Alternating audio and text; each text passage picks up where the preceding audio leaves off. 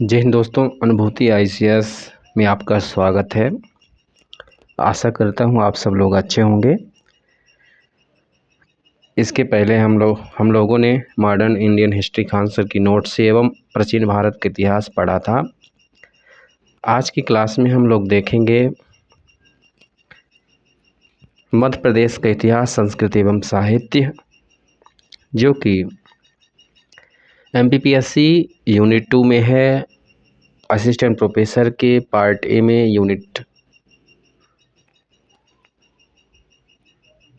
एक पूरा यूनिट ही first unit Madhya Pradesh का इतिहास देखने को मिलता है। एमपीपीएससी मेंस के पेपर फर्स्ट के यूनिट 5 में रियासत है, कुछ व्यक्तित्व हैं।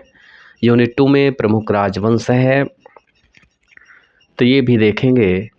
और असिस्टेंट प्रोफेसर के यूनिट 10 में पूरा एमपी का इतिहास है, जिसमें प्राचीन काल, मध्यकाल और आधुनिक काल, साथ ही प्रमुख राजवंश और ऐतिहासिक जनजाति व्यक्तित्व भी है। तो यदि आप चैनल में नए हैं तो चैनल को सब्सक्राइब करें, शेयर करें, लाइक करें और अपना सपोर्ट प्रदान करें। यह मास्टर वीडियो होने वाला है, मतलब एक क्लास में पूरा मध्य प्रदेश का इतिहास अपन ख़त्म करने वाले हैं, जिसमें मध्य प्रदेश की संस्कृति और साहित्य क्या क्या इसमें कवर किया जाएगा। इस वीडियो में आप देख सकते हैं, फ्री में बिल्कुल आपको वो कंटेंट मिलेगा जो कि आप पैसे पेमेंट करके, लाख रुपए पेमेंट करके भी नहीं पाते हैं। तो ये एमपीपीएससी जो प्रीलिम्स है, एमपीपीएससी प्रीलिम्स का सिलेबस है। आइए देखते हैं क्या क्या इस सिलेबस में है। मध्य प्रदेश का इतिहास है आपका, मध्य प्रदेश का इतिहास, ठीक है। संस्कृति और साहित्य है, मध्य प्रदेश का इतिहास, संस्कृति और साहित्य। तो मध्य प्रदेश के इतिहास में क्या क्या देखने को मिल रहा है।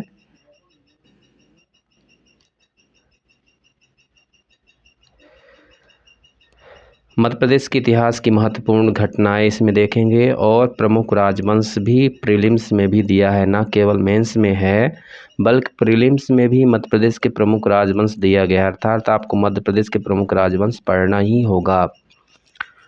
स्वतंत्रता आंदोलन दिया गया है, स्वतंत्रता आंदोलन में मध्य प्रदेश का क्या योगदान रहा है, तो स्वतंत्रता आंदोलन भी देखेंगे।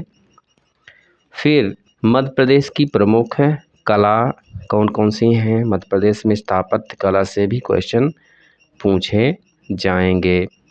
और मध्य प्रदेश की प्रमुख जनजातियां और उनकी बोलियां, तो ये सिलेबस, इस सिलेबस में भी है, मध्य प्रदेश की प्रमुख जातियां और उनकी बोलियां। फिर मध्य प्रदेश के प्रमुख त्यौहार है, मध्य प्रदेश के प्रमुख त्यौहार, लोक संगीत जिसमें लोक कलाएँ हैं, लोक साहित्य भी है, ईश्वरी घाघ, ये सब देखने को इसमें मिलेगा।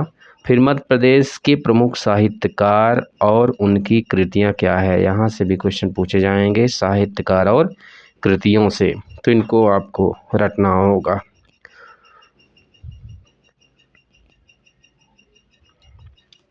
फिर हम लोग देखेंगे मध्य प्रदेश के प्रमुख धार्मिक, सांस्कृतिक और पुरातात्विक पर्यटन स्थल। तो पर्यटन स्थल हैं जिसमें धार्मिक, सांस्कृतिक और पुरातात्विक पर्यटन स्थल सम्मिलित हैं। मध्य प्रदेश में विश्व धरोहर स्थल, मध्य प्रदेश में विश्व धरोहर स्थल को भी देखेंगे, जो 3 हैं, सांची, भीमबेटका और खजुराहो। मध्य प्रदेश की प्रमुख जनजाति व्यक्तित्व, और यहाँ से भी क्वेश्चन, तो यहाँ प्रीलिम्स में बस इतना है, मध्य प्रदेश का प्रमुख जनजाति व्यक्तित्व। तो मध्य प्रदेश के इतिहास की प्रमुख महत्वपूर्ण घटनाओं में प्राचीन, मध्य और आधुनिक भारत का इतिहास सम्मिलित ही हो जाता है। इसमें रियासत नहीं दी है, लेकिन प्रमुख राजवंश दिया है, तो आप समझ लीजिए कि इसमें रियासत भी थोड़ा सा आपको संक्षेप में देखना होगा। अब आइए देखते हैं अपन दूसरा syllabus, Madhya Pradesh assistant professor history के लिए 10वीं यूनिट क्या क्या है। तो इसमें सेम सिलेबस है। मध्य प्रदेश का अपन क्या करेंगे, प्रागैतिहासिक काल देखेंगे, प्रागैतिहासिक काल के बाद इसमें देखना होगा आपको पूरा पाषाण काल और मध्य पाषाण काल और नवपाषाण काल। इसके बाद ताम्रपाषाण कालीन युग आ जाता है। मध्य प्रदेश के प्रमुख शैलाश्रय और शैल चित्र देखना होगा, प्रमुख शैलाश्रय और शैल चित्र। इसके बाद हम लोग देखेंगे मध्य प्रदेश के प्रमुख अभिलेख। मध्य प्रदेश के प्रमुख अभिलेख जिसमें अशोक के अभिलेख, चाहे वो रूपनाथ हो, चाहे गुर्जरा हो, चाहे पान गुड़ारिया कहाँ है? सीहोर में है। सारो मारो भी सीहोर में है। गुर्जरा दतिया में, रूपनाथ कटनी में, कहीं जबलपुर में मिलता है, वो कटनी है। कुषाण नरेश वशिष्ठ का सांची अभिलेख, बेसनगर का गरुड़ ध्वज स्तंभ लेख, चंद्रगुप्त द्वितीय का उदयगिरी गुहा अभिलेख, चंद्रगुप्त द्वितीय के काल का सांची पाषाण लेख, चंद्रगुप्त द्वितीय के समय का ही बंधु वर्मा का मंदसौर अभिलेख भी देखने को देखेंगे। तो ये कुछ महत्वपूर्ण अभिलेख हैं। फिर मध्य प्रदेश के प्रमुख राजवंश की बात करें तो सेम सिलेबस उतार दिया है MPPSC, जो पेपर 5 का यूनिट 2 है, सेम पूरा सिलेबस इसमें दे दिया है। तो है अभीर वंश, औलिकर वंश, परिव्राजक वंश, उच्चकल्प वंश, गुर्जर प्रतिहार, कलचुरी, चंदेल, परमार, तोमर, रुकी, कच्छप घात वंश। तो इनको देखेंगे। फर्स्ट में हमने देखा प्रागैतिहासिक काल, दूसरा में हमने देखा क्या? महत्वपूर्ण अभिलेख, तीसरे में हम लोग देखेंगे महत्वपूर्ण राजवंश, चौथे में प्रमुख रियासतें, और ये यूनिट 5 में है। मेंस के यूनिट 5 में है गोंडवाना, बुंदेलखंड, बघेलखंड, होलकर, सिंधिया और भोपाल। फिर मध्य प्रदेश में स्वतंत्रता संघर्ष, स्वाधीनता आंदोलन, जिसमें बुंदेला विद्रोह, मध्य प्रदेश में सन 1857 का स्वतंत्रता संघर्ष, मध्य प्रदेश में सन 1857 का स्वतंत्रता संघर्ष। तो इसे भी अपन देखेंगे। और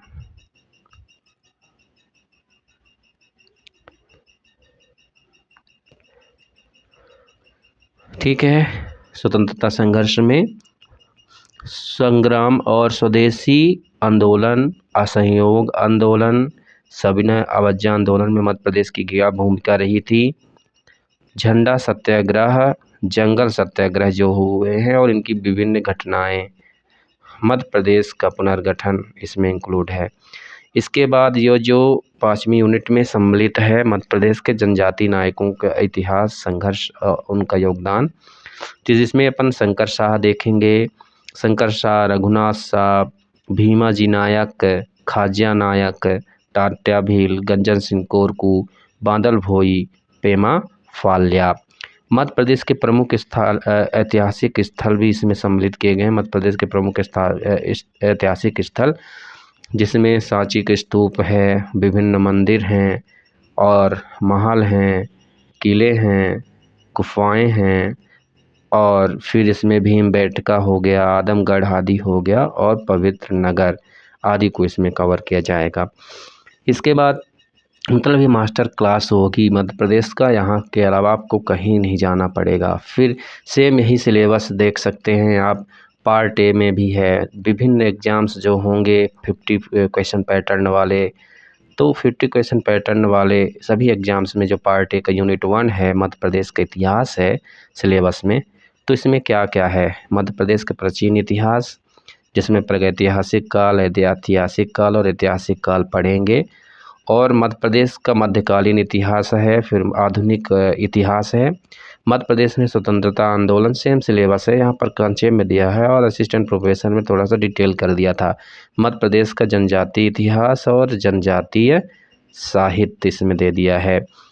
यूनिट 5 की बात करें अपन तो यूनिट 5 में मध्य प्रदेश की प्रमुख रियासतें वही जो AP में दिया गया, गोंडवाना, बुंदेली, बघेली, होलकर, सिंधिया, भोपाल रियासत स्वतंत्रता प्राप्त तक। फिर मध्य प्रदेश की जनजातीय नायकों के संघर्ष में राजा शंकर शाह, रघुनाथ शाह, रानी दुर्गावती इसमें शामिल हैं, भीमाजी नायक, खाज्या नायक, टांट्या भील और गंजन सिंह, कोरकू, बादल भोई और पेमा फाल्या। तो इन सबको अपन देखेंगे। तो चलिए अब स्टार्ट करते हैं, समय ज़्यादा व्यतीत न करते हुए आते हैं मध्य प्रदेश का प्राचीन इतिहास में। प्राचीन इतिहास में हम लोग शुरू करते हैं, कुछ प्रागैतिहासिक काल से स्टार्ट करते हैं। तो मध्य प्रदेश का जो इतिहास जानने के स्रोत हैं, तो मध्य प्रदेश के इतिहास जानने के थोड़ा सा स्रोत देख लेते हैं। मध्य प्रदेश के इतिहास जानने के स्रोत क्या क्या हो सकते हैं।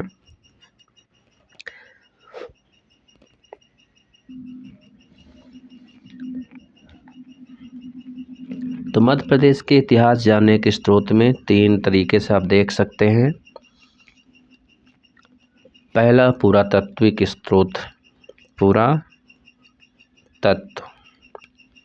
पुरातत्व से आप मध्य प्रदेश के इतिहास को समझ सकते हैं। साहित्य से और फिर विदेशी यात्री और लेखक, विदेशी यात्री एवं लेखकों की रचनाओं से भी आपको मध्य प्रदेश के इतिहास की जानकारी मिलती है। तो मध्य प्रदेश के इतिहास जानने के स्रोत हैं। पुरातत्व में अपन क्या क्या देख सकते हैं।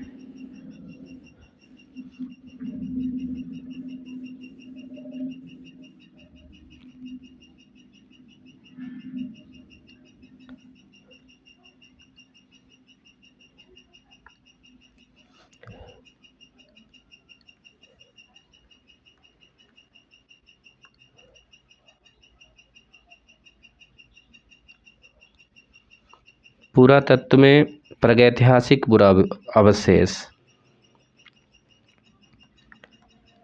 प्रागैतिहासिक, आद्य ऐतिहासिक,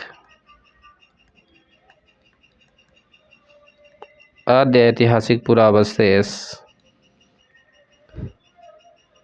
अभिलेख,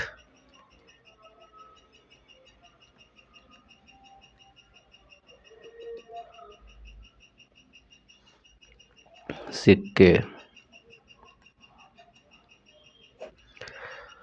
प्रागैतिहासिक पुरावशेष पुरातत्व में आद्य ऐतिहासिक पुरावशेष, अभिलेख, सिक्के और स्मारक, स्तूप तथा मूर्तियों से भी इतिहास की जानकारी मिलती है।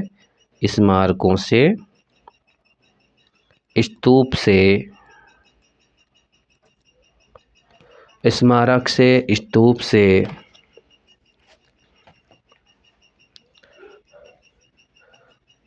स्मारक, स्तूप और सिक्कों से भी जानकारी मिलती है। स्मारक, स्रोत और सिक्कों से भी जानकारी मिलती है। तो आइए अब हम लोग देखते हैं पुरातत्व। तो थोड़ा सा बेसिक देख लेते हैं कि जो प्रागैतिहासिक काल है, प्रागैतिहासिक काल है, तो प्रागैतिहासिक काल है क्या।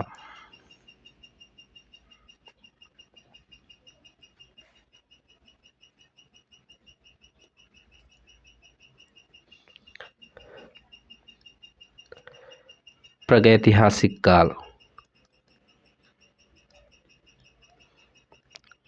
आपको यदि पता है तो कमेंट सेक्शन में ज़रूर बताएं।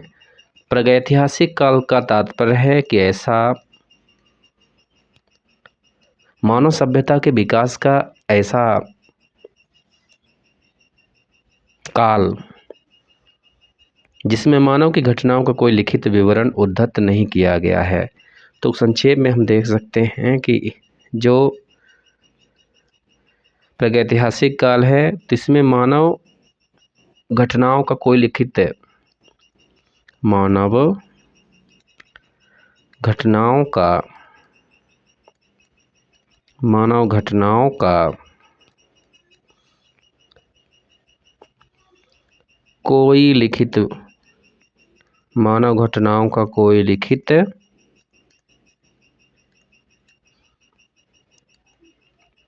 विवरण नहीं है, है ना। ऐसा काल जिस काल में मानव घटनाओं का कोई लिखित विवरण प्राप्त नहीं होता, प्रागैतिहासिक काल है। दूसरा, हम लोग सबसे बेसिक चीज़ें हैं, इसको देखना ज़रूरी है। फिर अपन देखते हैं थोड़ा सा ऐतिहासिक काल। आद्य ऐतिहासिक काल। आद्य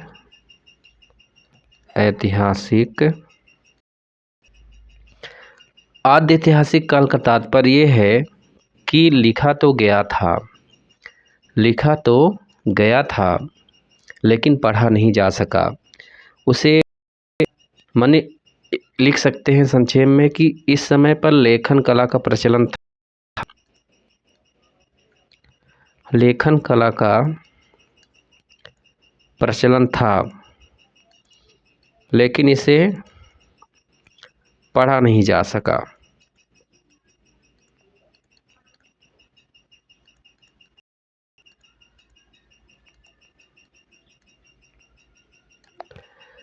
तीसरा हम लोग देखेंगे ऐतिहासिक काल। इसी को इतिहास कहा जाता है जिसका विवरण लिखित रूप में स्पष्टतः उपलब्ध है। मानव विकास के उस काल को ऐतिहासिक काल या इतिहास कहते हैं। ऐतिहासिक काल या इतिहास जिस काल में स्पष्ट विवरण, लिखित विवरण उपलब्ध है। विवरण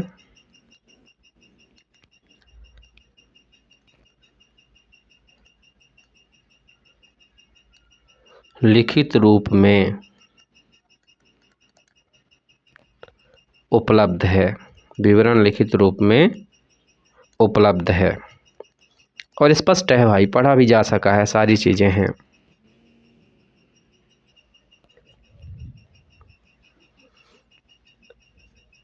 मध्य प्रदेश में अब प्रागैतिहासिक काल देखते हैं।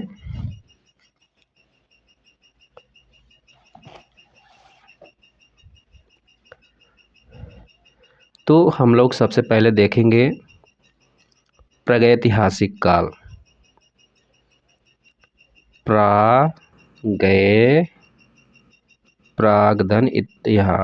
प्रागैतिहासिक काल।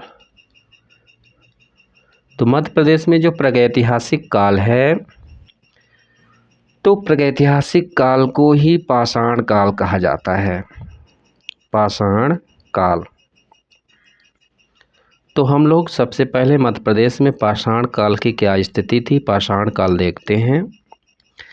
पाषाण काल। तो पाषाण काल को 3 भागों में बांटा जाता है। पाषाण काल को 3 भागों में बांटा जाता है। पहला है पूरा पाषाण काल। पूरा पाषाण।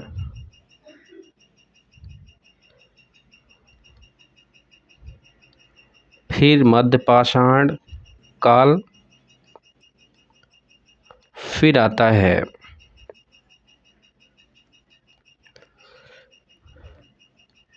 नवपाषाण काल। पूरा पाषाण काल, मध्य पाषाण काल और नवपाषाण काल। तो पूरा पाषाण काल की यदि बात करें तो प्रागैतिहासिक पूर्वावशेष में पाषाण युग मध्य प्रदेश के इतिहास का प्रारंभ माना जाता है। विकास की अवस्थाओं को दृष्टि में रखते हुए विद्वानों ने पाषाण युग को 3 भागों में बांटा है।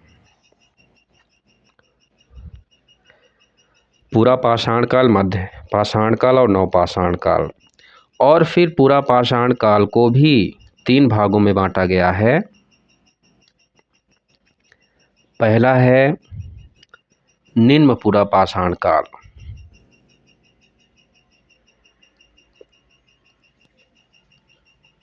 निम्न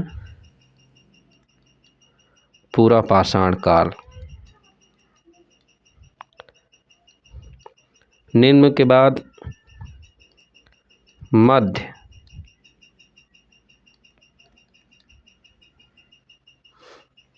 उच्च पूरा पाषाण काल। तो पूर्व पाषाण युग में देखें तो 10 लाख से 10,000 ईस्वी पूर्व तक माना जाता है। पूर्व पाषाण काल 10 लाख से 10,000 यानी लाख से अपन 10 लाख से किस में आ जाते हैं, 10 लाख से 10,000 में आ जाते हैं ईस्वी पूर्व तक। फिर मध्य को अपन 10,000 से आ जाते हैं 7,000 तक, ठीक है। और नवपाषाण काल में 7,000 से आ जाते हैं 7K to 4K BC तक, ठीक है। 10 लाख से 10,000 तक पूरा पाषाण काल, 10,000 BC से 7,000 BC तक मध्य पाषाण काल, और नवपाषाण काल 7,000 BC से 4,000 BC तक। नवपाषाण काल को ही उत्तर पाषाण काल कहते हैं। तो महत्वपूर्ण जो फैक्ट हैं निम्न पूरा पाषाण काल में देखें तो निम्न पूरा पाषाण कालीन कुछ स्थल, निम्न पूरा पाषाण कालीन कुछ स्थल हैं जिनको देख सकते हैं।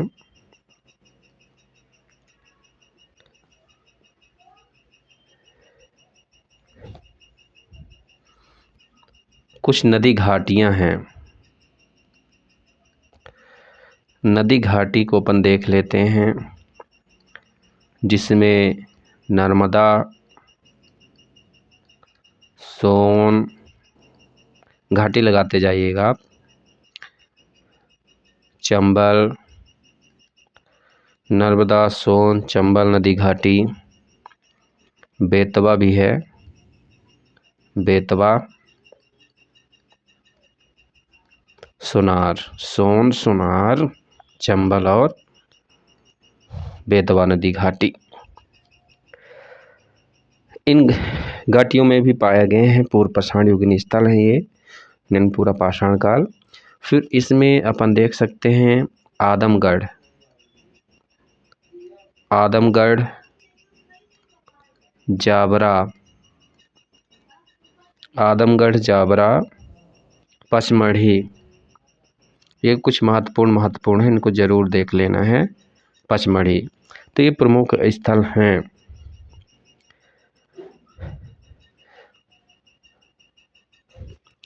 निम्न पूरा पाषाण काल, पाषाण काल, पूरा पाषाण काल की बात करें तो इस समय में आग की खोज हुई थी, लेकिन आग का उपयोग नहीं किया गया था, ठीक है। उपयोग नवपाषाण काल में किया जाता है और मानव भोजन हेतु फल, मछली और पशुओं पर निर्भर रहता था। मानव पशुओं की खाल से शरीर ढकता था। मानव को मृतक संस्कार की जानकारी नहीं थी समय पर। पूरा पाषाण काल को निम्न, मध्य और उच्च पूरा पाषाण काल में बांटा गया है। मध्य प्रदेश में भीमबेटका, रायसेन और हथनौरा, सीहोर से पूरा पाषाण काल के साक्ष्य मिलते हैं। बहुत सारे साक्ष्य हैं जिनको अपन देखते हैं। निम्न पूरा पाषाण काल नरसिंहपुर के निकट भूतरा, नरसिंहपुर में क्या है, भूतरा जगह है। तो भूतरा कहाँ है, निम्न पूरा पाषाण से रिलेटेड, नरसिंहपुर, नरसिंहपुर, भूतरा, बटरा जिसे कहते हैं। यहाँ से प्राचीन उपकरण प्राप्त हुए हैं पाषाणकालीन। और महादेव पिपरिया एक और स्थल है, महादेव पिपरिया, नरसिंह, ये कहाँ है, नरसिंहपुर में ही है महादेव पिपरिया। महादेव पिपरिया स्थल भी निम्न पूरा पाषाण काल से संबंधित है। ये है कहाँ, नरसिंहपुर में ही है, NRS लिख देते हैं, नरसिंहपुर। और यहाँ से 800 औजार मिले हैं, 860 औजार मिले हैं जबलपुर के भेड़ा घाट के समीप जल प्रक्रिया द्वारा। अब यहाँ जबलपुर के भेड़ा घाट, जबलपुर के पास भेड़ा घाट, भेड़ा घाट से वल्लित क्रोड मिले हैं, ठीक है। जबलपुर के भेड़ा घाट से वेलित परत, फ्लेक जिसे कहते हैं, वेलित परत या फ्लेक मिले हैं, फ्लेक या इसको वेलित परत कहा जाता है, लिख देते हैं वेलित परत, वेलित परत मिला है, फ्लैक। और नर्मदा घाटी क्षेत्र में जीवाश्म प्राप्ति की गहन खोज हुई। इस क्रम में सैकड़ों पूरा पाषाण औजार मिले हैं और पशुओं की जीवाश्म। तो नर्मदा घाटी से क्या मिले हैं, निम्न पूरा पाषाण काल हम लोग देख रहे हैं, दूरभाष से प्रसारण हो रहा है। नर्मदा घाटी से जीवाश्म के अवशेष, आदमगढ़ नर्मदा घाटी में ही है ना, तो जीवाश्म के अवशेष मिले हैं नर्मदा घाटी से। जीवाश्म के अवशेष मिले हैं नर्मदा घाटी से, जीवाश्म के अवशेष मिलते हैं। हम लोग देख रहे हैं निम्न पुरापाषाण काल के प्रमुख स्थल।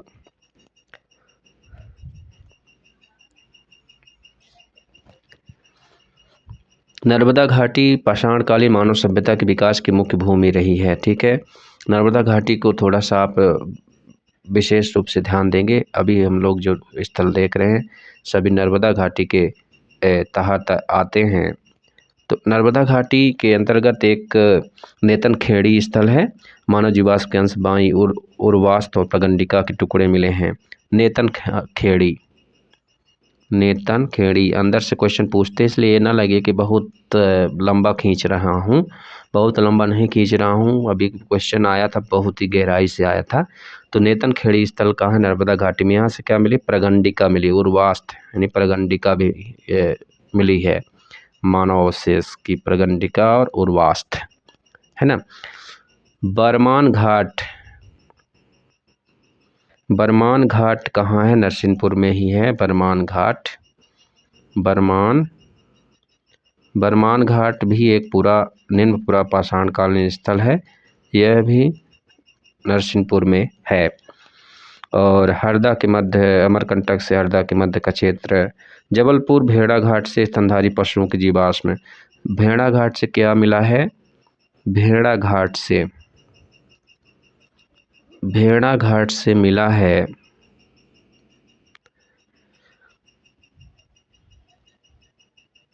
स्तनधारी पशुओं के अवशेष। स्तनधारी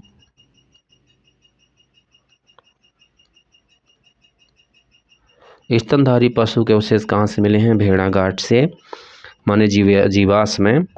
और हथनौरा, कौन भूल सकता है हथनौरा को? बहुत इम्पोर्टेंट है हथनौरा, सीहोर का।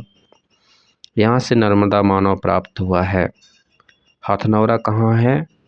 और एस्ट्रोगेडान हाथी का भी जीवाश्म यहाँ से प्राप्त हुआ है, सीहोर में है। यहाँ पर इसका खोज सबसे पहले 3 मार्कस में आप देख सकते हैं इसको। इसकी खोज 1582 में डॉक्टर अरुण शोनकिया जी ने किया था। डॉक्टर अरुण शोनकिया। किन्होंने इसका खोज किया था?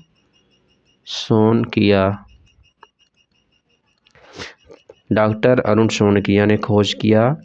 और यहाँ से कब किया था ये भी देख लीजिए, 5 दिसंबर 1982, याद रखिएगा, तारीख की ज़रूरत नहीं है, 1982 में किया था।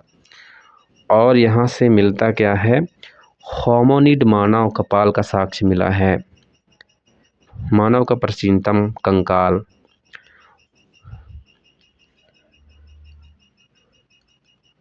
प्राचीनतम मानव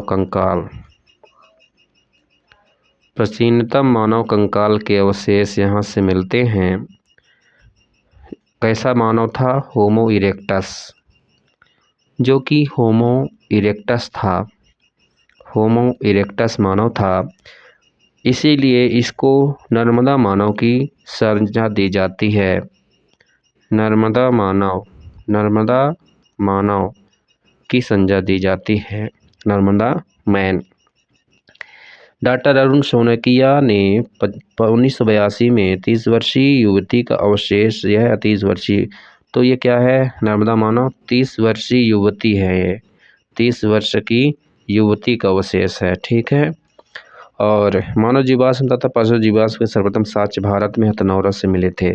तो मानव जीवाश्म में भी मिला था, और यहाँ से पशु जीवाश्म में वही एस्ट्रोगेडान हाथी, पशु जीवाश्म में भी यहाँ से मिला था, पशु जीवाश्म जो कि हाथी का था, एस्ट्रोगेडान हाथी था। ठीक है। हथनौरा में भैंसा, दरियाई घोड़ा का जीवाश्म भी मिला है। इन पशु जीवाश्मों को नमदिकस कहा गया। ठीक है। तो यही हथनौरा से क्या मिला? पशुओं का अवशेष मिला, जिसे नवदिकस कहा गया। नमदिकस किसका मिला? भैंसा का और जेब्रा मीन्स दरियाई घोड़ा, भैंसा और दरियाई घोड़ा का अवशेष मिलता है। तो निम्न पूरा पाषाण काल हम लोग देख रहे हैं। निम्न पूरा पाषाण के प्रमुख स्थल देख रहे हैं। इसके बाद चंबल घाटी में बीबीलाल, चंबल घाटी में पूरा पाषाण कालीन कुछ औजार मिले थे। चंबल घाटी की खोज कौन करते हैं? बीबीलाल। चंबल में ला है ना, तो बीबीलाल ने क्या किया? चंबल घाटी में खोज किया। चंबल घाटी में नीमच में क्वार्टजाइट बाउचर की खोज की गई थी। BS वाकड़कर ने मंदसौर में बहुत से पूरा पाषाण कालीन उपकरण खोजे थे। तो नीमच और मंदसौर में, चंबल घाटी में, नीमच और मंदसौर में बहुत सारे स्थल खोजे गए थे, जिसमें से रामघाट और शमशान घाट मंदसौर शिवना नदी के क्षेत्र में है। रामघाट और शमशान घाट, रामघाट और शमशान घाट, रामघाट और शमशान घाट। बेतवा नदी की यदि क्षेत्र में देखें तो भीमबेटका से वयस्क होमो सेपियंस के अवशेष मिले। बेतवा नदी घाटी में यदि देखें, बेतवा नदी घाटी में, तो भीमबेटका आता है। बेतवा नदी घाटी में भीमबेटका, जिसमें होमो सेपियन मानव के अवशेष मिलते हैं। होमो सेपियंस, होमो सेपियंस मानव के अवशेष खोजे गए। भीमबेटका में क्वार्टजाइट चट्टानों के उपयोग से ऐसा लगता है कि हिंदुस्तान का प्रथम आधुनिक मानव यहीं रहा होगा। पूरा पाषाणकालीन उपकरण ललितपुर क्षेत्र में पाए गए। शहजाद नदी, बयाना नाला। हाँ, तो और कुछ स्थल देखिएगा कौन कौन। बयाना नाला, बयाना नाला से छतरपाल मंदिर, कथौरा से छतरपाल मंदिर और कथौरा, छतरपाल मंदिर और कथौरा से पूरा पाषाणकालीन स्थल मिले हैं। कथौरा से पूरा पाषाणकालीन मंदिर के अवशेष मिले हैं। सुनार घाटी में, सुनार घाटी में देख लेते हैं कौन कौन से प्रमुख स्थल हैं।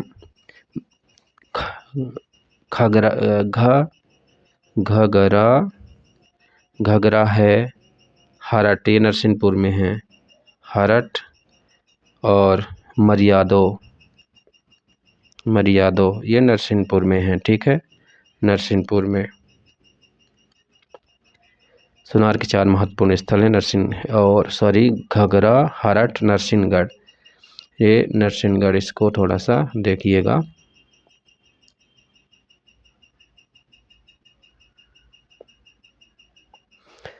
और इसमें एक और 4 स्थल हैं सुनार नदी घाटी में। नरसिंहगढ़, नरसिंहगढ़, तो ये 4 स्थल सुनार नदी घाटी में हैं, पूरा पाषाणकालीन स्थल। सोन घाटी का खोज किसने किया था?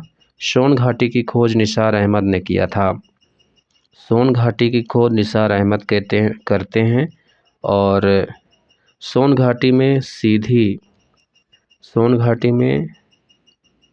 सीधी में विभिन्न स्थल देखने को मिलते हैं। बघोर एक क्षेत्र सीधी में प्रसिद्ध है ना। सोन घाटी में बघोर प्रसिद्ध है।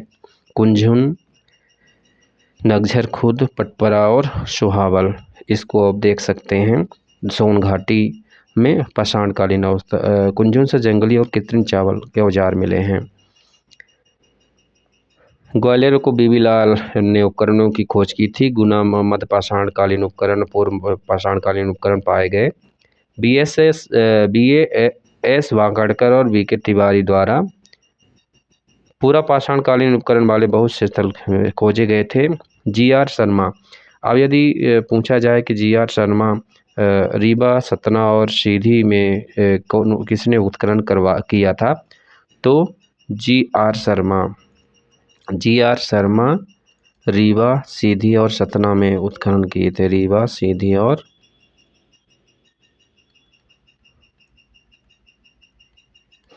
सतना में। अब ये पूरा पाषाण काल खत्म होता है। अब हम लोग देखते हैं मध्य पूरा पाषाण काल। ये निम्न पूरा पाषाण काल पूरा हम लोगों ने देखा है। क्या देखा है? निम्न पूरा पाषाण काल। अब आइए हम लोग देख लेते हैं मध्य पूरा पाषाण काल। मध्य पाषाण काल नहीं, मध्य पूरा पाषाण काल ही अभी चल रहा है। पूरा पाषाण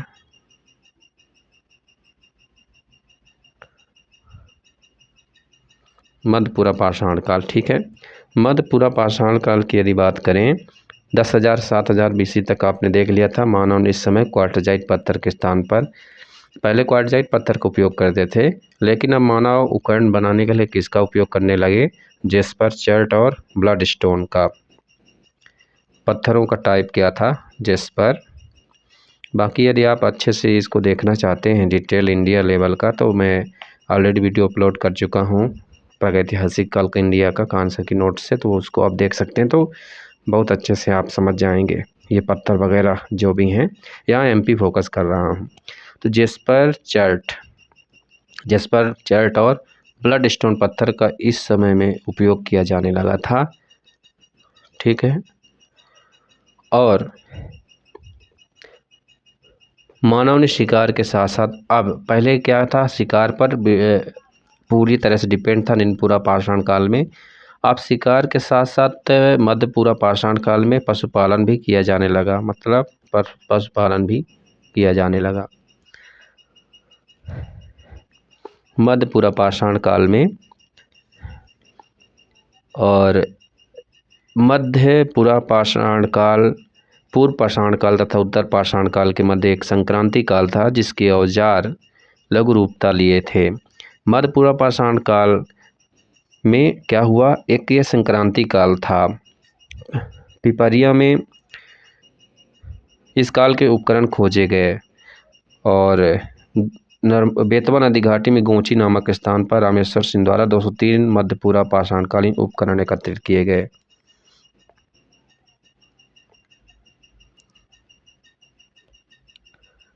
पत्थरों को आप अच्छे से बाद में देखिएगा। प्रमुख स्थल देखते हैं।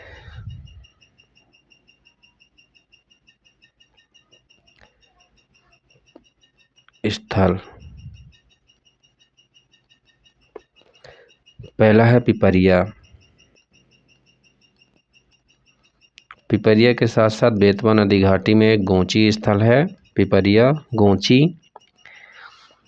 दमोह में सोनार तथा ब्यारमा नदी घाटी में RV जोशी ने 12 मध्यपूरा पाषाणकालीन स्थल खोजे। दमोह में है सोनार नदी घाटी। सोनार नदी घाटी में 12 स्थल खोजे गए थे, RV जोशी ने खोजा था। बल्लीघाट, ककरिया तथा रीवा में मिशीपुर, एक महत्वपूर्ण स्थल मिशीपुर है। मिशीपुर कहाँ है? मध्यपूरा पाषाणकालीन स्थल रीवा में है मिशीपुर। बल्लीघाट, ककरिया भी इससे रिलेटेड स्थल हैं। बल्लीघाट और ककरिया।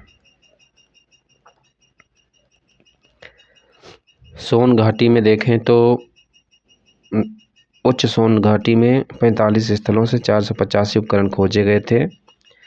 आल्विन ने पांडव झरना, बघेल नदी, कन्हारी मैदान, रिहुतिया में 4 मध्यपूरा पाषाणकालीन स्थल खोजे थे। अब हम लोग देखते हैं उच्च पूरा पाषाणकालीन स्थल।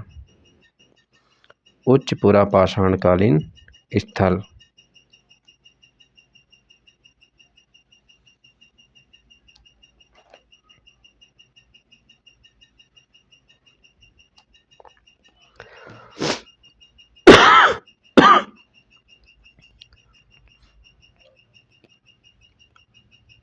उच्च पूरा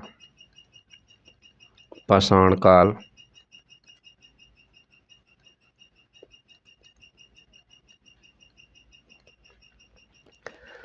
उच्च पूरा पाषाण काल से रिलेटेड जो महत्वपूर्ण स्थल हैं, उच्च सोन नदी घाटी निसार अहमद ने खोजा था।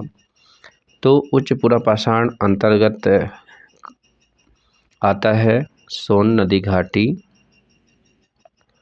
जिसकी खोज निसार अहमद द्वारा किया गया था। इसकी खोज निसार अहमद ने किया था और इसमें सम्मिलित हैं सीधी शहडोल मंडला के पास, सीधी शहडोल और मंडला के पास नर्मदा की सहायक नदी बंजार नदी है। मंडला के पास क्या है? बंजार नदी जो सहायक नदी है सोन की। बंजार नदी घाटी में तट पर बमनी है। बमनी तट पर क्या मिला था? बमनी, छुरी और छैनी मिले थे। बमनी, छुरी और छैनी मिले थे। भीमबेटका से प्राप्त नीले पाषाण खंड उच्च पुरा पाषाणकालीन गुहा चित्रकारी को प्रकट करते हैं। भीमबेटका भी यहाँ से रिलेटेड है। भीमबेटका में क्या मिले थे? नीले पाषाण खंड मिले थे। नीले पाषाण खंड जो कि उच्च पुरा पाषाण काल को क्या करते हैं? नीले पाषाण खंड उच्च पुरा पाषाण खंड को क्या करते हैं? काल को डिनोट करते हैं। इसके बाद आइए हम लोग देखते हैं मध्य पाषाण काल। तो मध्य पाषाण काल की यदि बात करें, मध्य पाषाण काल, मध्य पाषाण काल के अंतर्गत जैस्पर, क्वार्ट्ज और फ्लिंट आदि उच्चकोटि पत्थरों का उपयोग किया जाने लगा था। यदि पत्थरों की बात करें तो जैस्पर, क्वार्ट्ज और फ्लिंट, जैस्पर, क्वार्ट्ज और फ्लिंट पत्थर का उपयोग किया जाता था। प्रमुख जो औजार थे, खुरचनियाँ थीं, बेधनी थी और नोक। खुरचनी, बेधनी, नोक। इस समय मानव शिकार के साथ साथ पशुपालन भी शुरू कर दिया। मानव क्या किया? शिकार के साथ साथ पशुपालन भी शुरू कर दिया। मानव शिकार के साथ साथ पशुपालन भी शुरू कर देता है। मानव ने अभी खेती करना आरंभ नहीं किया है, ठीक है। मृतक संस्कार में अब मृतक संस्कार भी ज़्यादा होता है। मृतक संस्कार में केवल गाड़ना जानते थे, ठीक है। मृतक संस्कार में केवल गाड़ना जानते थे। पालतू पशु के रूप में कुत्ता। अब पालतू पशु मध्य पाषाण काल में पालतू पशु केवल कुत्ता का उपयोग किया गया, कुत्ता को पाला गया। और इसके साक्ष्य आदमगढ़ होशंगाबाद से मिलता है। आदमगढ़ से मिलता है, ठीक है। कुछ महत्वपूर्ण यदि फैक्ट देखें तो मैं इस समय के औजार को माइक्रोलिथ कहा जाता है।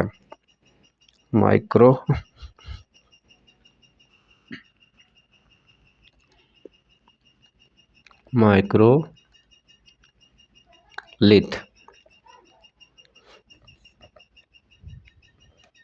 मध्य प्रदेश के जम्बू द्वीप एवं जोरोथी द्वीप से मध्य पाषाणकालीन शिलाशय प्राप्त हुए। अब मध्य प्रदेश में क्या हुआ है? एक जम्बू द्वीप था। जम्बू द्वीप इससे संबंधित है मध्य पाषाण काल से। और जोरोथी द्वीप भी इसी से संबंधित है।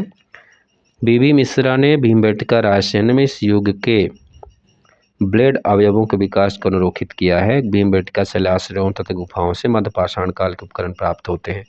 भीमबेटका इससे भी रिलेटेड है, इस युग से भी रिलेटेड। भीमबेटका में लगभग तीनों कालों के मिलते हैं साक्ष्य। भीमबेटका शिलाश्रम तथा गुफाओं के खोजकर्ता विष्णु श्रीधर वाकाणकर ने भीमबेटका की खोज वाकाणकर साहब ने किया था। वाकाणकर साहब ने 1957 में भीमबेटका की खोज किया था वाकाणकर साहब ने, ठीक है।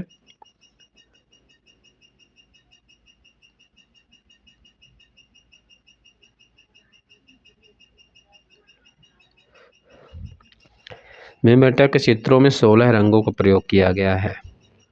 भीमबेटका के चित्रों में 16 रंगों का प्रयोग किया गया है।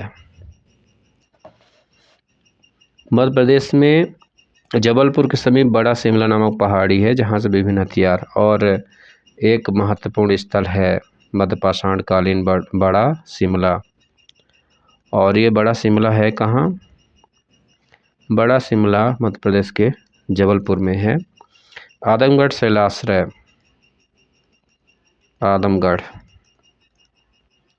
आदमगढ़ आता है 3 मार्क्स में भी। इसकी खोज किसने किया था? जोश में आके एक जोशी जी थे, आरबी जोशी जी ने क्या किया? जोश में आके आदमगढ़ की खोज कर दिए 1964 में। 25,000 लघु पाषाण उपकरण यहाँ से मिलते हैं। 25,000 लघु पाषाण उपकरण यहाँ से मिले हैं आदमगढ़ से। आदमगढ़ में पशुपालन के प्रथम साक्ष्य मिलते हैं। पशुपालन के प्रथम साक्ष्य आदमगढ़ से ही मिले हैं। और पालतू जानवरों की हड्डियां बड़ी मात्रा में मिली हैं। मानव शव के साथ कुत्ता दफनाए जाना, एक और फैक्ट है कि मानव शव के साथ कुत्ता को दफनाया गया था। मानव शव के साथ कुत्ता को दफनाए जाने के साक्ष्य भी आदमगढ़ से मिलते हैं। बालाघाट और मंडला जिलों में भी इसके साक्ष्य मिले हैं मध्यपाषाण काल के। बालाघाट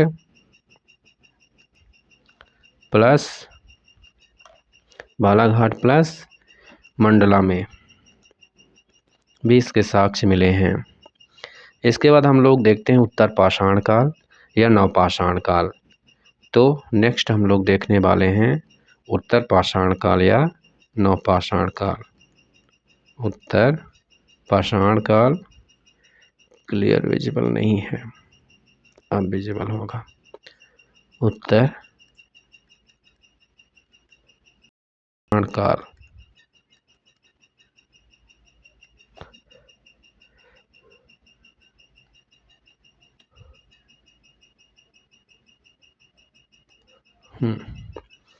उत्तर पाषाण काल, इसी को नवपाषाण काल भी कहा जाता है। तो उत्तर पाषाण काल में प्रमुख पत्थर जस्पर, कैल्सेडोनी क्वार्ट्ज पत्थरों से बनाए जाते थे। सल्क, क्रोड, फलक, वेधनी, समलंब, तिकोने, अर्धचंद्राकार लघु रूपता वाले औजार, सेल्ट, कुल्हाड़ी, बसुला इत्यादि बनाए जाते थे। और पालिशदार रूप में मध्य प्रदेश में पूर्वी निमाड़, शहडोल, मंदसौर, नर्मदापुरम में इसके विभिन्न सो नदी घाटी में भी साक्ष्य मिले हैं। तो आइए देखते हैं महत्वपूर्ण स्थल कौन कौन से हैं, वही पढ़ना है जो एग्जाम में आता है। तो इटार पठार,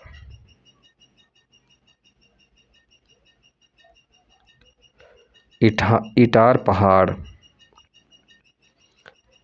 पहाड़, बनास तथा मोहन नदी घाटी, बनास तथा मोहन नदी घाटी। बनास तथा मोहन ये सीधी में है, ठीक है, कुसमित है सेल में। बनास तथा मोहन नदी घाटी में भी इसके साक्ष्य मिले हैं, नवपाषाणकालीन उपकरण प्राप्त हुए हैं। दमोह जिले में एक सिंग्रामपुर घाटी है। दमोह जिले में एक सिंग्रामपुर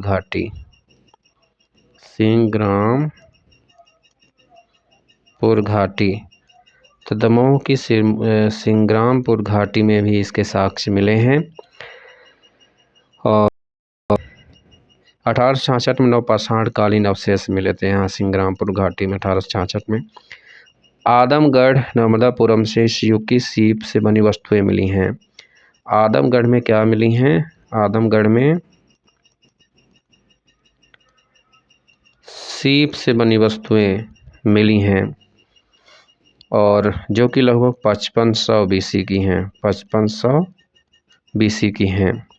आरबी जोशी ने आदमगढ़ की खोज किया था। भोपाल के बैरागढ़ से भी साक्ष्य मिलते हैं। भोपाल के बैरागढ़ से भी इसके साक्ष्य मिले हैं।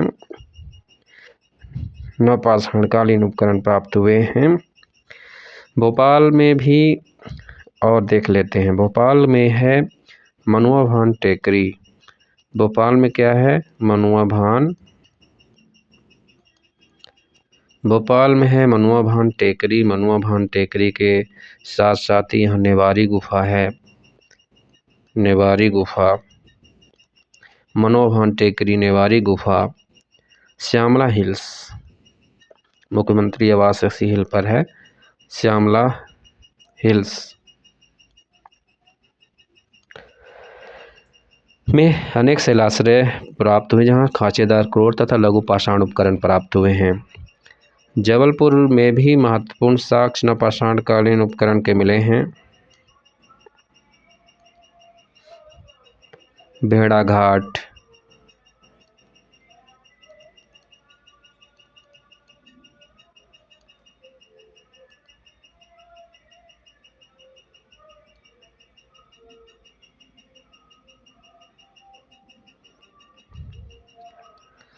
भेड़ाघाट,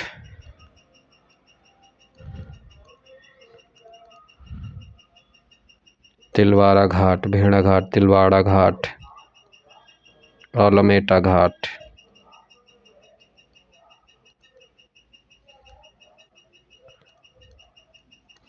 यहाँ से भी नवपाषाणकालीन मानव बस्तियों के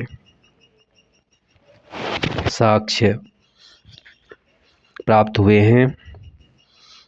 नवपाषाणकालीन वैसे प्राचीनतम बस्ती मेहरगढ़ से प्राप्त हुई थी। अब जो नवपाषाण युग में हुआ तो क्या क्या बदलाव होते हैं। इस युग में कृषि के साथ साथ पशुपालन, कृषि, पशुपालन और मृद भांड, भाई पानी भरने के लिए बर्तन चाहिए। आज तो लोहे के बन रहे हैं, लेकिन उस समय पर मिट्टी को पका करके मृद भांड बनाए जाते थे। मृद भांडों में ज़रूरत के हिसाब से चित्रकारी भी की जाती थी। अब मृद भांड बनाएंगे तो किसी न किसी रंग का होगा ही। सबका अलग अलग टेस्ट है भाई, अलग अलग रंगों का उपयोग करते थे, वही रंगों को तो अपन को देखना है। तो कृषि, पशुपालन और मृद भांड बनाने लगे। वस्त्रों का निर्माण भी नवपाषाण काल में वस्त्र का निर्माण भी करते थे। अब छाल या खाल लपेटते नहीं थे, बल्कि वस्त्र पहनते थे। वस्त्र निर्माण होने लगा। गृह निर्माण माने स्थायी बस्तियां बस गईं, गृह का निर्माण करने लगे, है ना। जब गृह निर्माण करेंगे तो फिर अन्न वगैरह संग्रह भी करेंगे। अस्त्र शस्त्र बनने लगे और अग्नि का प्रयोग, अग्नि की खोज तो हो गई थी, लेकिन अब अग्नि का प्रयोग भी शुरू होता है। नवपाषाण काल में अग्नि का प्रयोग शुरू कर देते हैं और पहिए का आविष्कार भी नवपाषाण काल में होता है।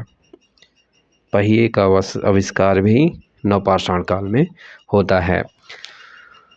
तो आग भी जला करके खाना पका कर खाने लगते हैं और वह अपने निवास और वस्त्र बनाने लगे थे। पशुपालन तथा खेती करना आरंभ कर देते हैं। पत्थर के हथियारों को अधिक नुकीला और चमकदार बनाने लगे और लकड़ी का पहिया, कुम्हार का चाक, इस समय पर पहिया तो बना ही और कुम्हार का चाक भी बन गया। मानव ने धर्म, देवी देवताओं, भूत प्रेतों की कल्पना शुरू कर दिया। ये एक महत्वपूर्ण फैक्ट है कि धर्म, देवी देवताओं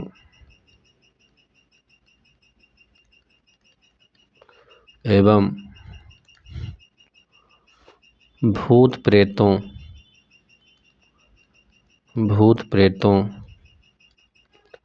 की कल्पना करना शुरू कर दिया।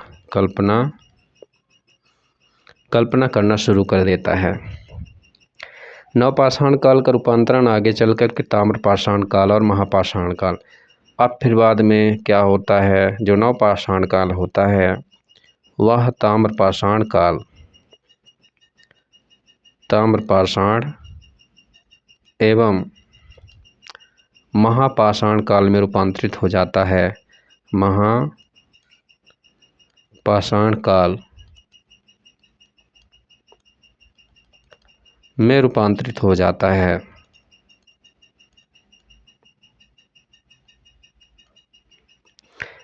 मध्य प्रदेश में इसके साक्ष्य हटा, संग्रामपुर घाटी, दमोह, मामा भांजा, सैलासर, पचमढ़ी से मिलते हैं।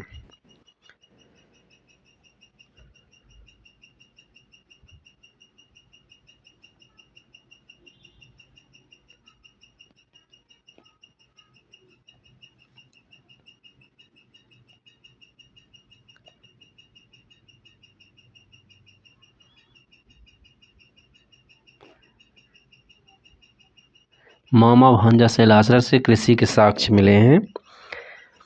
फिर विभिन्न शैलाश्रय हैं। तो जो विभिन्न शैलाश्रय हैं जिसमें एक भीमबेटका शैलाश्रय है, आदमगढ़ शैलाश्रय है और पचमढ़ी क्षेत्र के कुछ महत्वपूर्ण शैलाश्रय हैं। अब हम लोग देखेंगे भीमबेटका शैलाश्रय।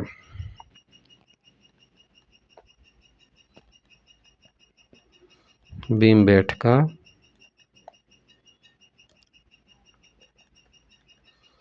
शैलाश्रय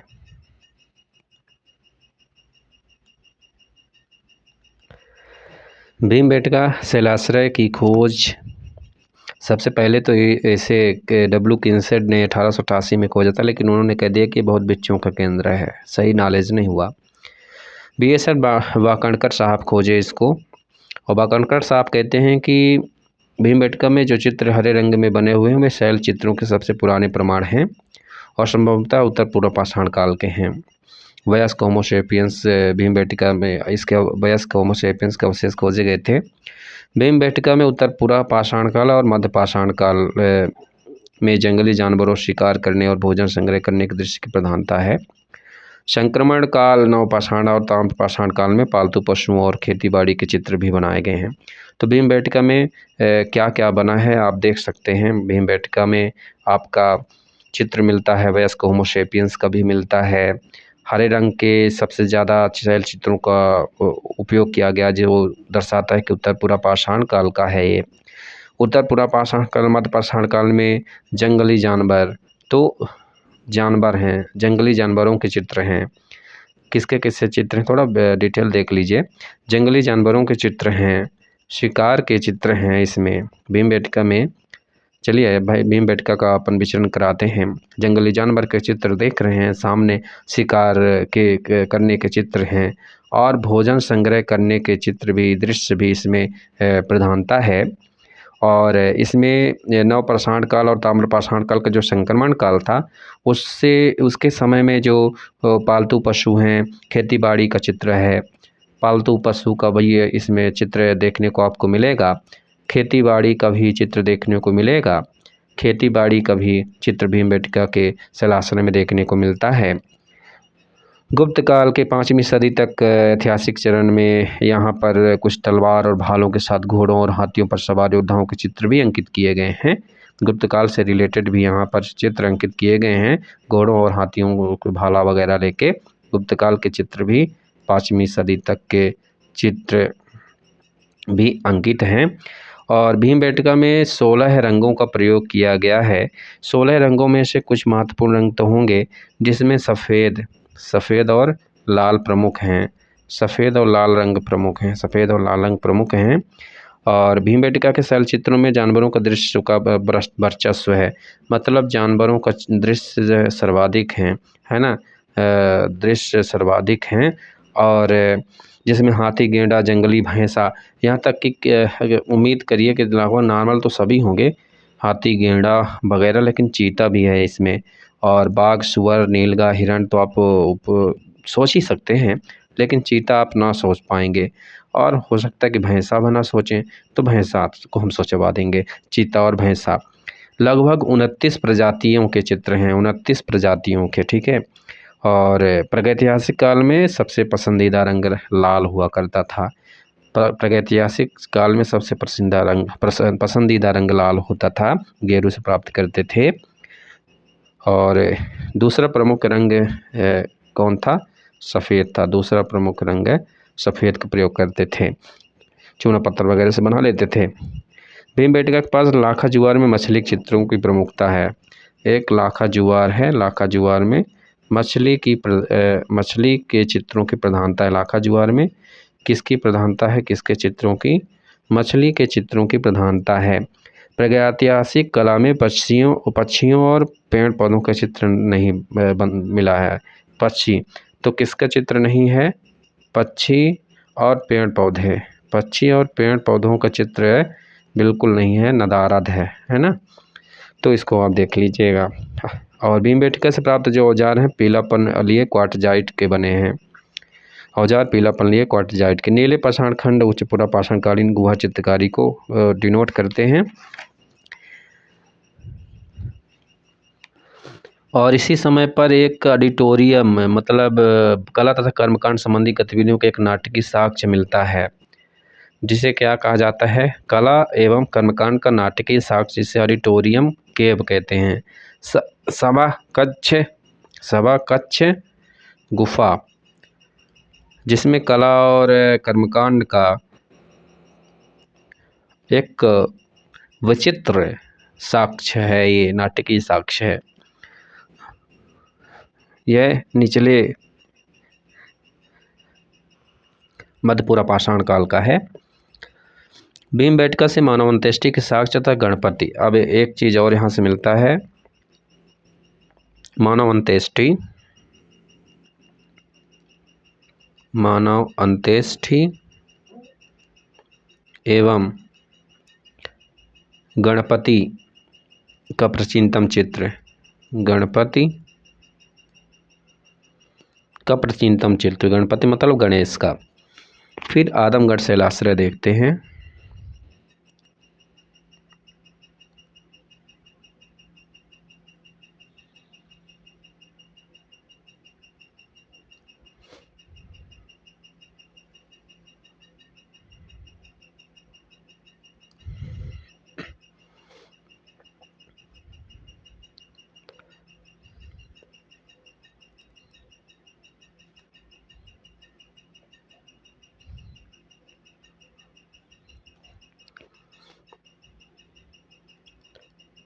आदमगढ़ शैलाश्रय। आदमगढ़ शैलाश्रय में लघु पाषाण उपकरण मिले हैं 25,000 के आसपास। पूर्व में भी बता दिए हैं। पशुपालन के यहाँ प्राचीनतम साक्ष्य मिले हैं। पशुपालन के प्राचीनतम साक्ष्य यहाँ से मिलते हैं। विशालकाय हाथी का चित्र सबसे प्राचीन है। भैंसे का चित्र भी यहाँ मिला है। मोर का बड़ा चित्र मिला है और आदिम बनदेवी का चित्र मिला है। विशालकाय हाथी, भैंसे का चित्र, मोर का बड़ा चित्र और आदिम बनदेवी का चित्र यहाँ से मिले हैं। आदिम बनदेवी और कुत्ता साथ में दफनाया जाता है मालिक के साथ, ये भी मिला है। पचमढ़ी के कुछ महत्वपूर्ण शैलाश्रय हैं, जो कि इमली खो, निम्ब भोज, लस्करिया खो, माणा देव, सोनभद्र, बनिया बेरी, कजरी, छोटा महादेव, बड़ा महादेव, ये सारी चीज़ें मिली हैं। अब हम लोग देखते हैं आद्य ऐतिहासिक पुरावशेष। अब आ जाते हैं हम लोग आद्य ऐतिहासिक पुरावशेष में। आद्य ऐतिहासिक काल, तो आद्य ऐतिहासिक काल के अंतर्गत हम लोग देखेंगे ताम्रपाषाण काल। ताम्रपाषाणिक युग में जिसमें महत्वपूर्ण क्या रहेगा? ताम्रपाषाणिक युग। ताम्रपाषाणिक युग, ताम्रपाषाणिक युग। ताम्रपाषाणिक युग के अंतर्गत नर्मदा, चंबल, बेतवा नदी किनारे आते हैं। नर्मदा, चंबल और बेतवा नदी किनारे मालवा क्षेत्र का। अब यहाँ पर देखिए प्रमुख स्थल कौन कौन से हैं। ताम्रपाषाण काल के प्रमुख स्थल कौन कौन से हैं?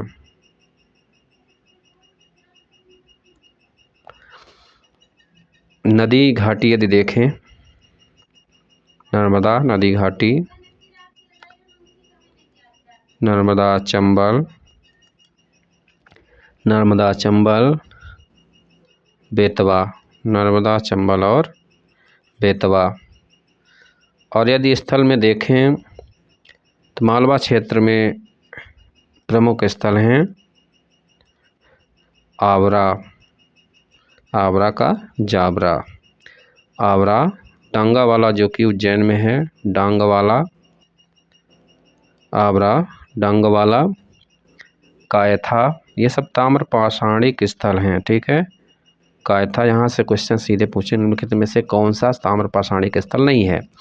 आवरा, डांगवाला, कायथा और एरण, नवदा टोली, एरण, नवदा टोली, नवदा टोली,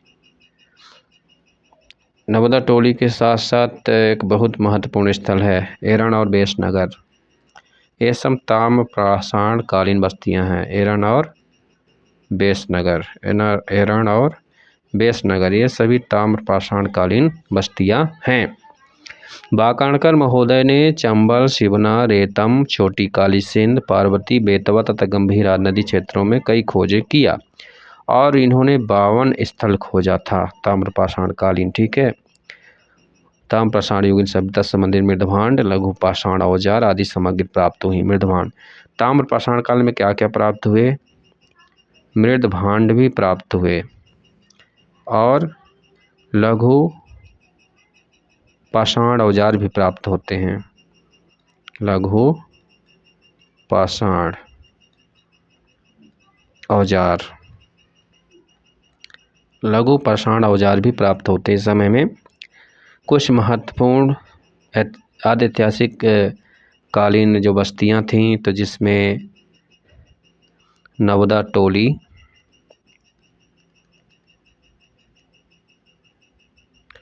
नवदा टोली, महेश्वर,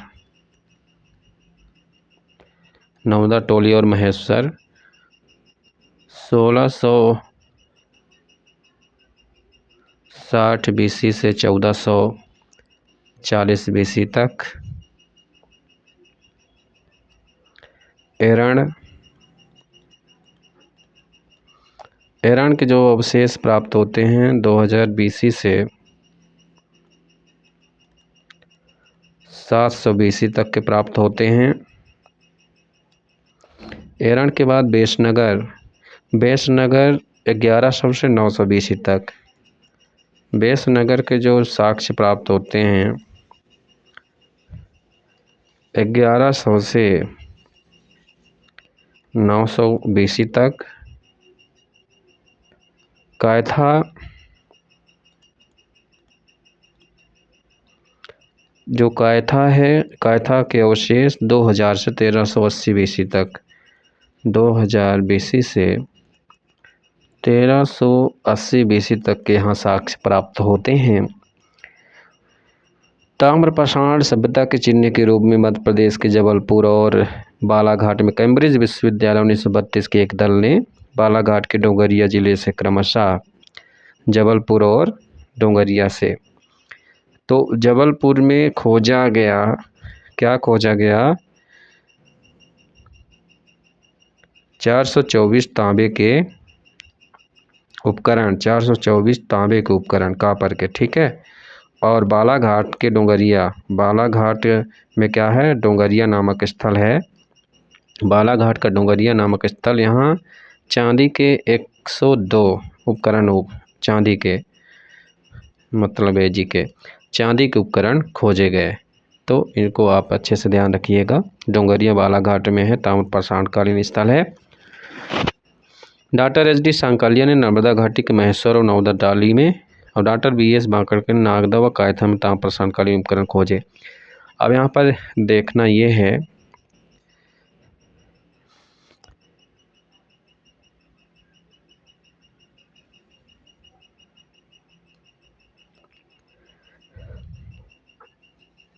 महेश्वर और नवदा टोली को खोजा किसने था? महेश्वर और नवदा टोली को, नवदा टोली को इसको खोजा था SD हंसमुख दास, SD डॉक्टर SD सांकालिया ने, SD सांकालिया ने। और नागदा और कायथा को किसने खोजा था? नागदा कायथा को वाकणकर साहब, वाकणकर।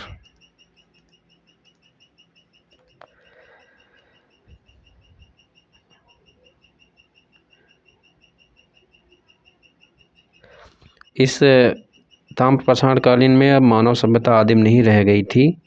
घुमक्कड़ जीवन अब समाप्त हो गया था और स्थायी खेती करने लगे, मतलब स्थायी खेती की जाने लगी, स्थायी खेती की जाने लगी थी। इस समय में मानव स्थायी हो गया था। कुछ महत्वपूर्ण यदि देखें ऐतिहासिक कालीन ताम्रपाषाण युग के स्थल, तो इसमें सबसे महत्वपूर्ण स्थल है पहला आवरा का डाबरा। आवरा, आवरा कहाँ है भाई? मंदसौर में है। मध्य प्रदेश के मंदसौर में आवरा नामक स्थल है, ये यहाँ, ठीक है।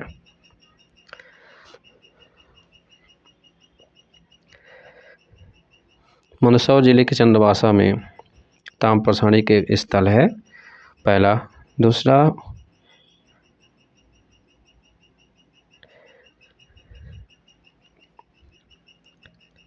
HV त्रिवेदी ने, SB त्रिवेदी साहब ने 1960-61 में इसका क्या करवाया? उत्खनन करवाया। चंबल नदी घाटी में स्थित है।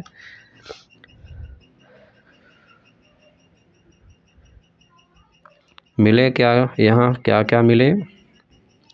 उत्खनन से मकानों की नींव मिली, बुनियाद मकानों की यहाँ से नींव मिलती है। फर्श के अवशेष भी मिलते हैं और मछलियों की हड्डी, मछलियों की हड्डी मिलती है। कुल्हाड़ी मिलती है, अब ताम्रपाषाण काल है तो तांबे की कुल्हाड़ी मिलती है। लाल काले रंग के मृदभांड, अब जो मृदभांड प्राप्त होते हैं, मृदभांड, तो चलिए मैं बना ही देता हूँ। लाल,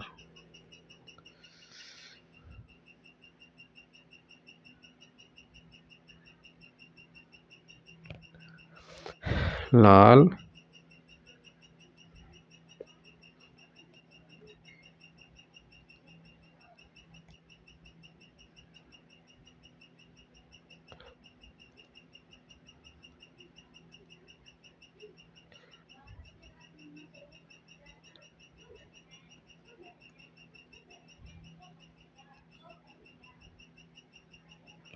लाल काले मृदभांड प्राप्त होते हैं। रेड एंड ब्लैक मृदभांड प्राप्त होते हैं। एक मिट्टी के मुद्रांक पर पराय शब्द खुदा हुआ है। एक मिट्टी के मुद्रांक पर पराय शब्द खुदा है, जिसका संबंध किससे लगाया जाता है?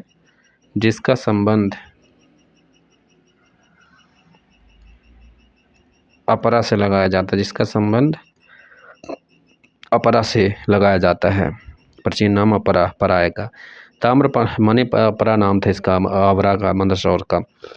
ताम्रपाषाण से लेकर गुप्तकाल तक के साक्ष्य यहाँ मिलते हैं। अब ये ऐसा स्थान है आवरा कि ताम्रपाषाण से लेकर के यहाँ गुप्तकाल तक, ताम्रपाषाण से ले लीजिए और गुप्तकाल तक के साक्ष्य यहाँ से आवरा से मिलते हैं। इसके बाद हम लोग देखते हैं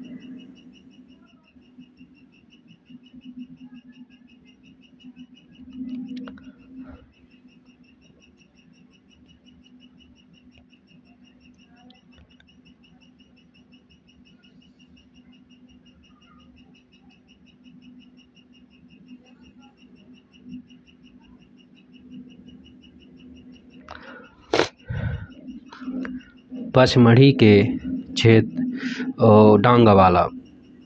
दूसरा महत्वपूर्ण है डांगवाला।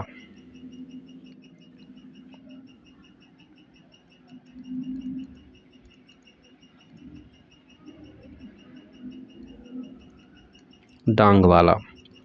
तो डांग वाला कहाँ है? ये एक ताम्रपाषाण कालीन बस्ती थी। ताम्रपाषाण कालीन बस्ती अवस्थिति उज्जैन में है। अवस्थिति उज्जैन में 3 अवधि में इसमें खोजें हुई थी, 78, 79, 80 और 80, 83। क्या क्या मिला? मृदभांड मिले, पक्की मिट्टी की वृषभ मूर्ति मिली। मृदभांड तो मिलेंगे ही,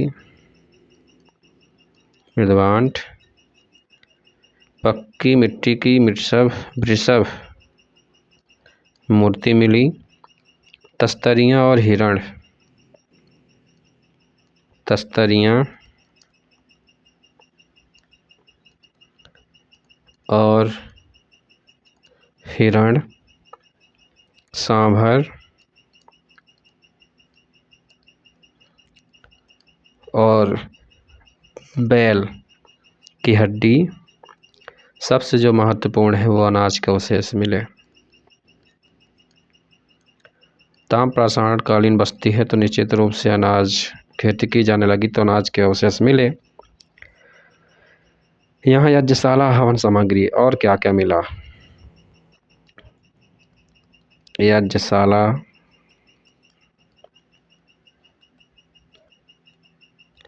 हवन सामग्री।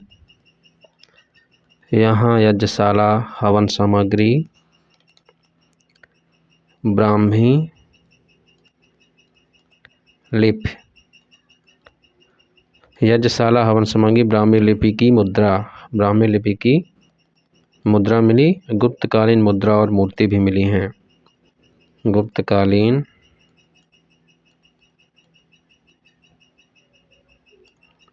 मुद्रा एवं मूर्ति भी मिली है। तो डांगा वाला से ये सारी चीज़ें मिली हैं। फिर इसके बाद महत्वपूर्ण जो स्थल है कायथा।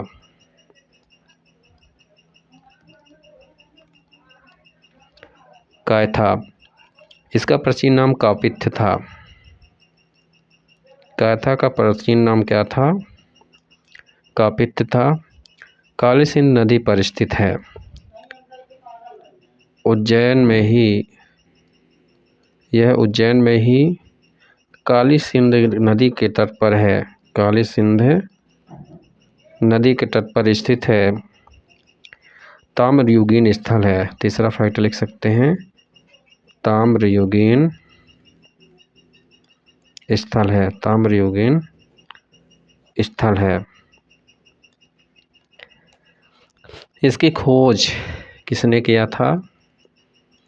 इसकी खोज वाकणकर ने किया था। इसकी खोज वाकणकर ने किया था, वीएस वाकणकर। और डेक्कन कॉलेज इंस्टीट्यूट पुणे ने इसमें सहयोग दिया था। कायथा सभ्यता नाम से इस श्री वाकणकर ने कायथा की खोज को क्या दिया? कायथा सभ्यता का नाम दिया। कायथा सभ्यता का नाम दिया इन्होंने। और जो कि 2200 बीसी से लेकर के 2200 बीसी से लेकर के 2000 बीसी तक अस्तित्व में थी। कायथा से 3 संस्कृतियां मिलती हैं। कायथा से 3 संस्कृतियों का पता चलता है। पहली कायथा संस्कृति, कायथा संस्कृति। दूसरी थी आहड़ संस्कृति। और तीसरी संस्कृति का पता चलता है मालवा संस्कृति। तीसरी संस्कृति क्या थी? मालवा। तो 3 संस्कृतियों का पता चलता है, कायथा संस्कृति, आहड़ संस्कृति और मालवा संस्कृति। कायथा से मोटे और मजबूत ब्राउन स्लिप्ड बेयर। अब यहाँ से क्या क्या मिले? यहाँ से क्या क्या मिले हैं? तो brown slipped bear, brown slipped, यहाँ से ब्राउन स्लिप्ड बेयर मिलता है। ये मृदभांड है। तांबे की पशु आकृति मिली। तांबे की पशु आकृति मिली। तांबे की पशु आकृति मिलती है। मालवा के मृदभांड हल्के पीले और नारंगी रंग के थे। और जो मृदभांड थे यहाँ के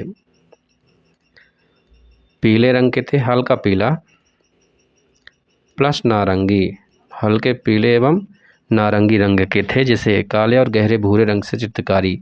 और इसमें जो चित्रकारी की गई थी, पीले रंग के हल्के थे और नारंगी रंग की जो चित्रकारी की गई थी तो काले और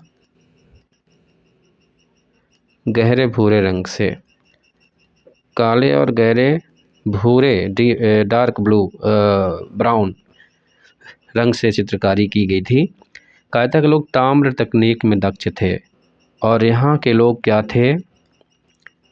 ताम्र तकनीक में दक्ष थे। ताम्र तकनीक में यहाँ के लोग ताम्र तकनीक में माने तांबे की तकनीक में दक्ष हो गए।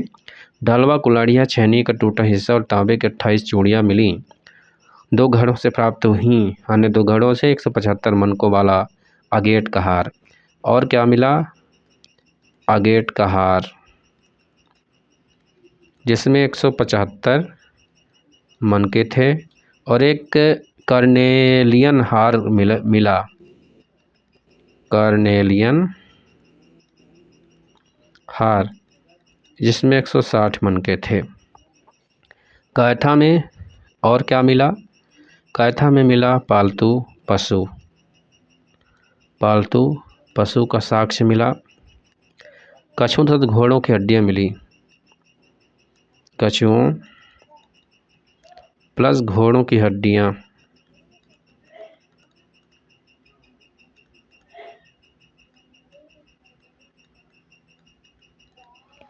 कछुओं तथा घोड़ों की हड्डियां भी यहाँ देखने को मिलती हैं।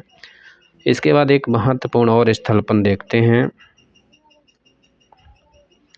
एक और महत्वपूर्ण स्थल है नागदा।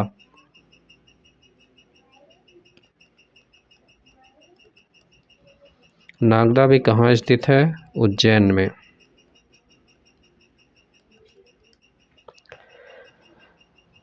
इसकी खोज NR मुखर्जी के निर्देशन में 1955-56 में इसका उत्खनन कार्य किया गया। NR मुखर्जी के द्वारा 1955 और 56 में इसकी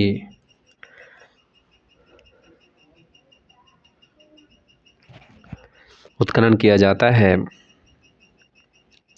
चंबल नदी किनारे स्थित ताम्रपाषाण कालीन बस्तर, मतलब तो ये किसके तट में है? चंबल नदी किनारे है।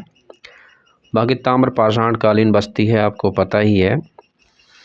यहाँ मिट्टी की ईंटों की बनी संरचना तथा हाथी दांत की मानव आकार की मूर्ति प्राप्त हुई। क्या क्या मिला?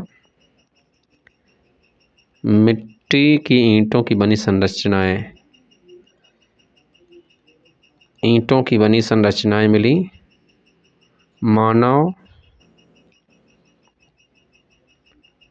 मानवाकार की मूर्ति मिली। मानवाकार की मूर्ति जो कि हाथी दांत का बनाया गया था। लाल तथा मखनिया रंग के मृदभांड, लाल तथा मखनिया रंग के मृदभांड भी यहाँ देखे गए। लाल तथा मखनिया रंग के मृदभांड भी यहाँ से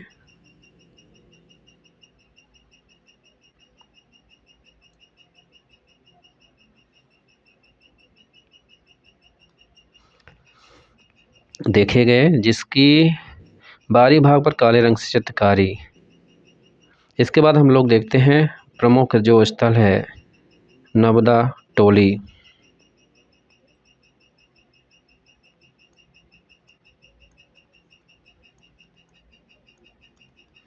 नवदा टोली कहाँ है? खरगोन में। ताम्रपाषाण कालीन स्थल ही नवदा टोली है। और इसका उत्खनन डेक्कन कॉलेज पुणे के संचालक डॉक्टर हसमुख वही SD सांकलिया ने, तो उत्खनन इसका किसने करवाया? उत्खनन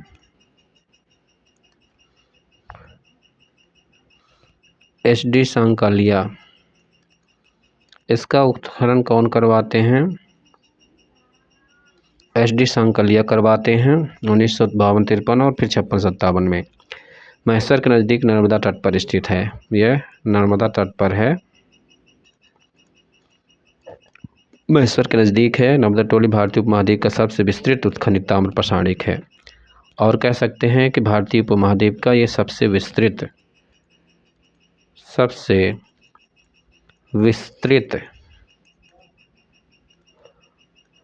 ताम्र पाषाणिक स्थल है। झोपड़ीनुमा वृत्ताकार घरों के यहाँ साक्ष्य जो मिले हैं, यहाँ झोपड़ीनुमा घर मिले हैं और वृत्ताकार घर मिले हैं। ठीक है, झोपड़ीनुमा वृत्ताकार घर, सभी प्रकार के अनाज मिले हैं। लगभग सभी अनाज यहाँ मिलते हैं।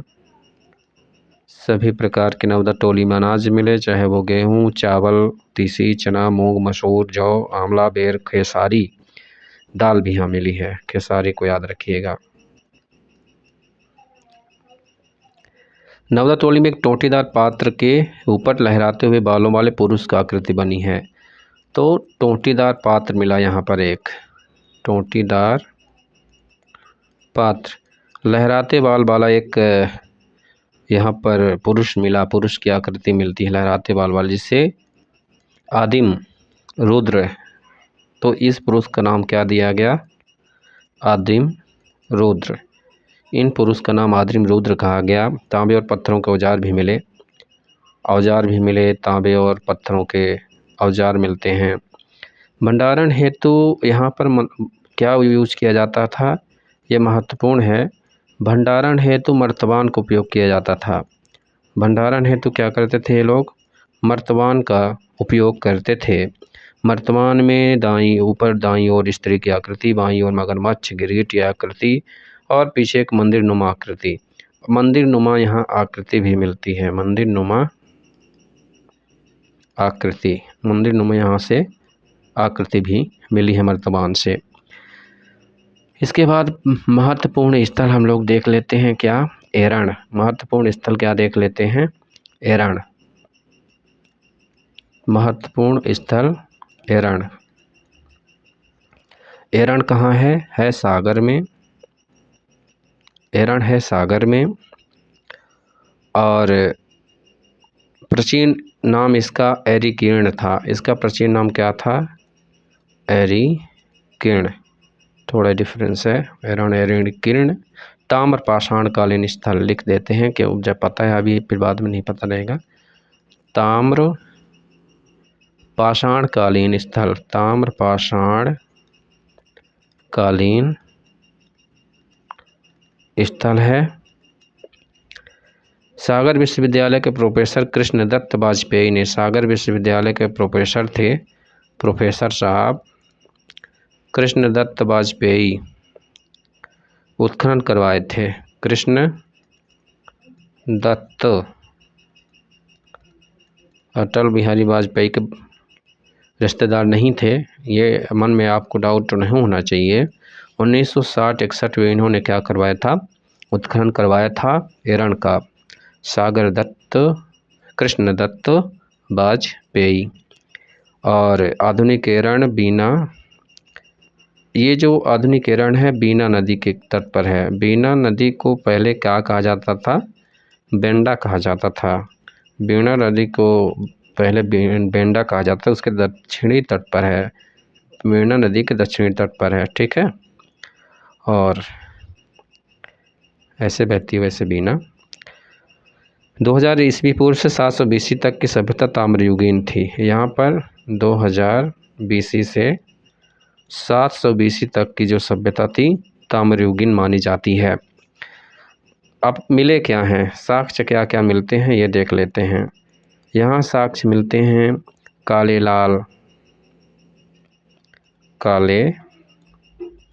लाल, इसके साथ ही चित्रित लाल काले मृदभांड, चित्रित लाल काले मृदभांड मिलते हैं। आदिम और कुल्हाड़ी के टुकड़े भी मिलते हैं। आदिम कुल्हाड़ी के टुकड़े मिलते हैं। गलाकर सोने का टुकड़ा। इन्होंने क्या किया, गलाकर सोने का टुकड़ा मिला, सोने का टुकड़ा, और शंख की चूड़ियाँ मिली, शंख की चूड़ियाँ और गोल चूल्हा। यहाँ से गोल चूल्हा भी देखने को मिलता है। एरण में ही बराह हूण नरेश तोरमाण का लेख मिलता है। बराह प्रतिमा पर, एरण में है एक बराह प्रतिमा। उस बराह प्रतिमा में हूण नरेश थे कौन, तोरमाण। तोरमाण का यहाँ पर एक लेख मिलता है। सिक्कों के निर्माण के लिए कांस्य के बने सांचे, और सिक्का निर्माण करने के लिए सांचे मिले, और ये जो सांचे बने होते थे कांसे के बने होते थे, ये सांचे कांसे के बने होते थे। इसके बाद नेक्स्ट जो स्थल है हम लोग देखेंगे बेसनगर। बेसनगर, तो बेसनगर कहाँ है, बेसनगर है विदिशा में, बेसनगर विदिशा में है। और इसके उत्खनन भी 1910 में किया गया, फिर 13 से 15 में, फिर 65-66 में। 1910 में H.H. लेक के निर्देशन में उत्खनन किया गया था। H.H. लेक के निर्देशन में उत्खनन किया गया खाम बाबा के आसपास के टीलों पर, खाम बाबा के आसपास के टीलों पर।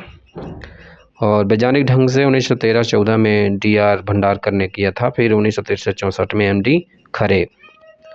और यहाँ से लाल काले मृदभांड प्राप्त हुए हैं। क्या क्या मिला यहाँ से, लाल काले मृदभांड, लाल काले मृदभांड प्राप्त हुए। और ताम्रप्रसारण बस्ती थी, भोपाल से लगभग 62.5 किलोमीटर दूर है। अब यहाँ हम लोग देखते हैं कुछ महत्वपूर्ण स्थल देखते हैं और उनके प्राचीन नाम। इसके बाद ये यूनिट ख़त्म होगी प्रागैतिहासिक काल की। तो यदि हम लोग देखें सबसे महत्वपूर्ण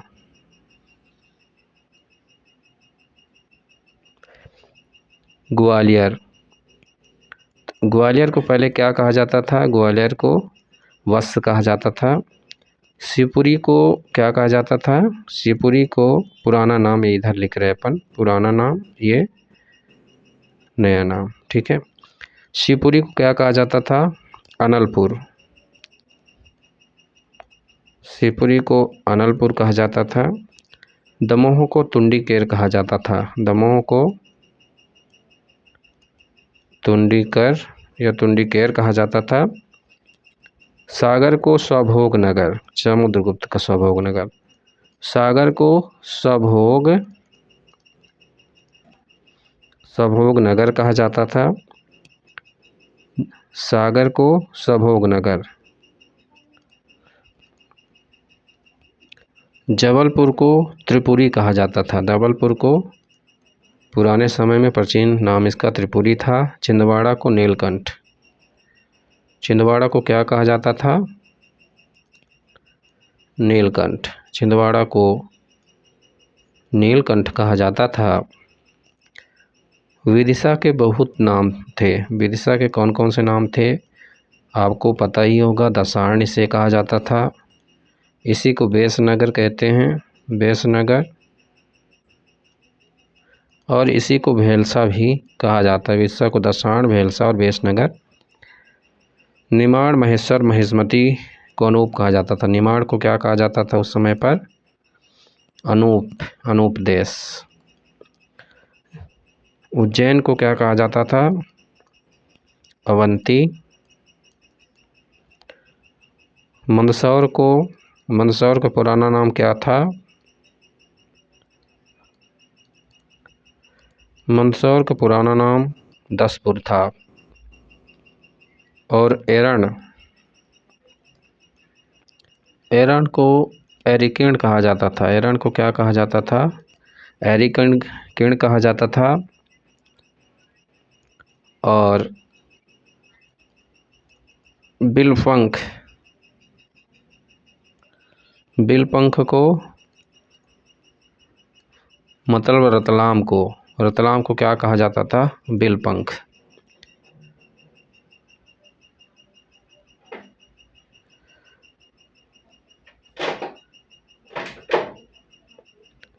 रतलाम का पुराना नाम बिलपंख था।